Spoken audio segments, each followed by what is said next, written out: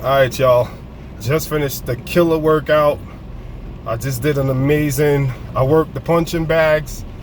I did some Muay Thai. I did the ropes, the powerlifting, a little bit of cardio. I mean, I really just kicked my own butt in the gym just now. And I'm feeling great though. A little winded, a little tired. Y'all gonna hear my breathing, but other than that, Saturday night, 9 o'clock. Got here at about 7:30, so I did about an hour and a half. Really got it in today. Did a little bit of steam too. I sat in the dry sauna, excuse me, not the steam, the sauna, the dry sauna. It's good to sweat, you know, profusively. Not that light sweat, but really, really like heavy, sweat heavy. Open your pores up, remove a lot of toxins out of your glands as well. Get a lot of toxins out when you sweat. If you got oily skin, stuff like that, really, really good for you. And it's just good overall stress relief. But anywho, if you're in a relationship, right, and you bored out of your mind, you bored, you want to jump out the window, whatever the case, whatever. You just discontented, dissatisfied. You can do that. It's your right. It's your right. You have every right to jump out the window. You have every right to. But let me just say this. If you've been in a relationship for a long time, usually it's a long time. When I say long time, I mean 5 or more. You know, it's a couple of years, 2, 3 years, 4 years, whatever. Something of some kind of substance, not a couple of months. Oh, I'll say over a year. Matter of fact, I'll say over 2 years, And, you know, you're starting to get bored, you want to jump out of the window. You have every right to do that, every right. There are various factors in the relationship. I don't know all the, you know, barring all the factors in particulars. I just want to give you like some general advice, right? Because I know people are going to say, oh, he don't know what he's talking about. That ain't true, blah, blah, blah, blah, blah, blah, blah, blah, and more blah. I'll get a lot of pushback. But let me just give you something that's like ecumenical, right? An ecumenical advice, meaning it's universal, one size fits all. It doesn't discriminate. There's no biasness or any favoritism here. There's no nepotism. There's no favorites. Everything, this fits everybody. Scientifically, and first of all, ignore the science to your own peril. Ignore the science to your own detriment. Ignore the science to your own demise. I used to talk to people about the Bible and I was dismissed all the time. No one ever pays me any mind. I lost a couple of friends. So I stopped talking to people about the Bible. Not because I gave up or lost faith. I still believe in God and I still study my Bible. But I learned sometimes you gotta catch a fish with a different kind of bait, if you get what I'm saying. You know what I'm saying? They say you can catch more flies with shit than with honey. I don't know, whatever. You get the point. I'm using a different strategy or technique to approach people because I realize no one wants to hear the Bible. So I'll say this then. If for whatever reason you want to jump out of your relationship, I don't need to know the particulars. Let me just say this. You have every right to do that. Every single right. But let you understand something. Scientifically, we are atoms.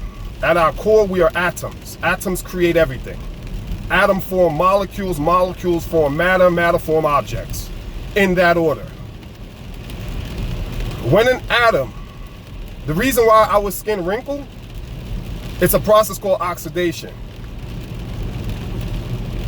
When an atom loses an electron, the atom becomes what's called destabilized. It's an unstable atom. The reason why I mentioned our skin being wrinkled is because the atoms that keep our skin young and fresh and strong, as we age, we go through the oxidative stress, the oxidative process, where our atoms lose electron and our skin loses the elasticity, the youthfulness, and we age and we wrinkle. That's a normal process of life. But here is the science in this. Our atoms are bonded together. They're yoked, bonded, tightly bonded to form the car that I'm driving, to form the hat that I'm wearing, to form the TV, the computer, whatever device you're watching. Atoms form everything. If atoms weren't bonded, we wouldn't have a world as we know it. There would be no road to drive on. There would be nothing. It would be space. But because atoms bond, they make a unit. They bond, they make a unit, and out of that unit comes everything else. Amazing. But when they lose what's called an electron, the atom is now called, it loses its name as a stabilized atom, and scientifically it's called a free radical. Now if you was to research free radicals, biology, and research free radicals are atoms that are not stabilized. In other words, they are a single unit. They're not bonded. They're a single unit. Here's the science, y'all. Pay attention. I'm bringing it home. Because the atom lost its electron and it is no longer bonded, it's now single, it becomes a free radical. And the reason why it's called a free radical scientifically is because what that atom does, and this is facts, this is scientific facts, this is not a Bible, so nobody can tell me, oh, get out of here with the Bible. This is facts, science. You can't dispute science. If you dispute science, and if you don't believe science, then you don't even believe you exist. See, you could dismiss the Bible and say it's folk tale, it's fiction, whatever, but you can't do that with science, because if you deny science, then you deny your very existence, and that means you're a dum-dum. Facts. If you deny science, then you deny your own existence, and anybody who denies their own existence needs to get their head checked. You understand? Something's wrong with their head. Their head is sick. It's not good.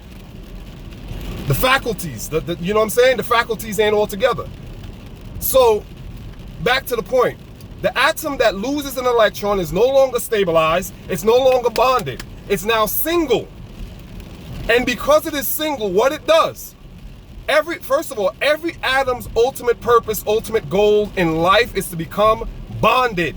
That is the ultimate purpose of an atom, to become bonded.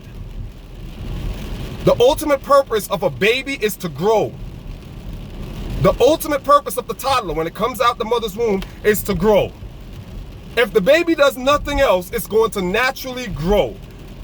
That's science, it's evolution. The bones, the tissue, the organs, everything is going to grow. The baby doesn't have to think about growing, it doesn't have to act, it doesn't have to do anything. If it lays there and does nothing, it's going to grow. The ultimate purpose of an atom is to bond with another atom and form a molecule and form everything as the world as we know it. So, keeping this in mind, when an atom loses an electron, and it can lose an electron because of tissue damage, the oxidative process, it can lose an electron, various reasons. But for whatever reason, it lost its electron. It's now no longer bonded because it needs an electron to bond with another atom. It's no longer bonded, it's now single. It went from being coupled, from being in a relationship with another atom to a single atom. And once it becomes a single atom, it goes into a state that's called free radicals.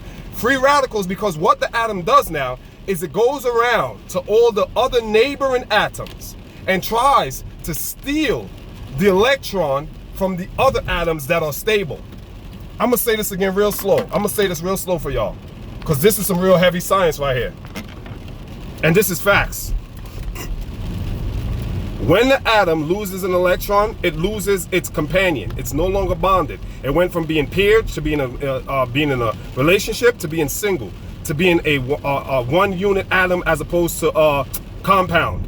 And now, because it is its ultimate purpose is to become bonded, and it lost its electron, it goes around and tries to steal and disrupt the bondedness of the other atoms. So the other atoms that are still bonded, they have all their electrons. Every atom needs a certain amount of electrons.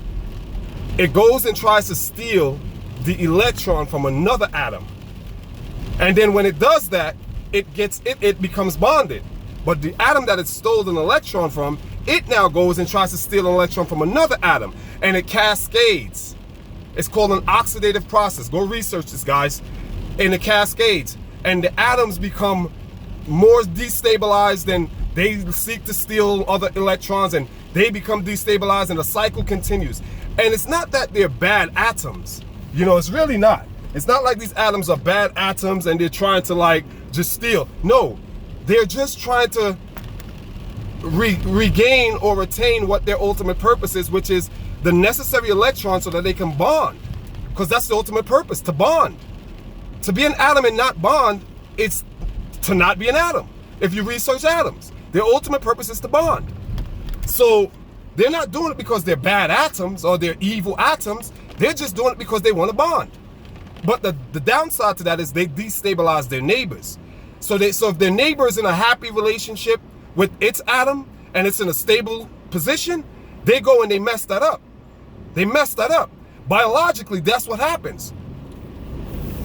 People, I know relationships ain't hard. I'm in one myself, and sometimes it is crazy, whatever. But make no mistake about it.